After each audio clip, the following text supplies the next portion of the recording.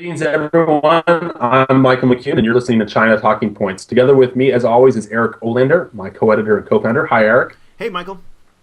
Now, today we wanted to get across a couple of China talking points regarding soft power and the development of soft power from China. Obviously, a hugely important topic. We've seen recently more and more advances of the Global Times and other Blue Ocean Network type of operations. And just in the last week, a failed effort by, I believe, both Southern Weekend and the Shanghai Media Group at trying to buy Newsweek.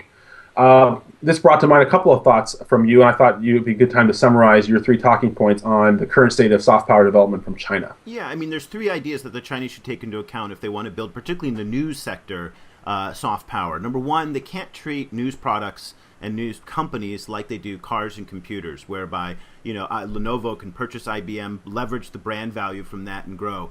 Editorial products and news have a very different sensibility to them, and that credibility is earned by the public and not necessarily by through the force of the government and whatnot. And that's a very different mindset that the Chinese have to the West. Number two is the Chinese can benefit a lot without spending a lot of money, but training their own government officials to engage in the debate a lot more. They can learn from the United States, which had a long-time ban on its government officials from speaking Arabic and speaking and engaging with Al Jazeera until they realized that the others were defining the narrative for them. And so the United States then engaged Al Jazeera, put its government officials on the network, and got involved in the debate. And I think the Chinese can learn from their own top African diplomat, Liu Guijin, who did that with the BBC to great effect, and do that across the board. And also Chinese companies can do that.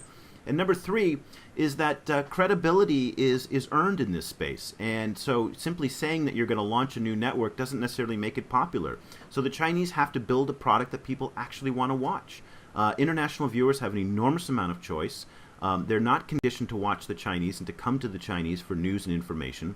So they need to invest in that product.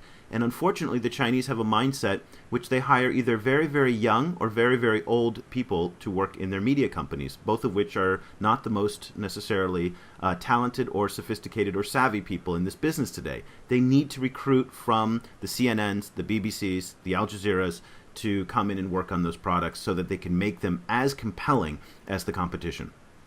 Well, certainly soft power is going to continue to be a focus of development for China. There might even be success that they're having on a commercial level with film and television that the government doesn't quite see because it's so disaggregated. But it's something that we'll watch and we'll have more opinions on as we see developments. On behalf of Eric Olander, this is Michael McCune for China Talking Points. Thank you very much for listening. Bye-bye.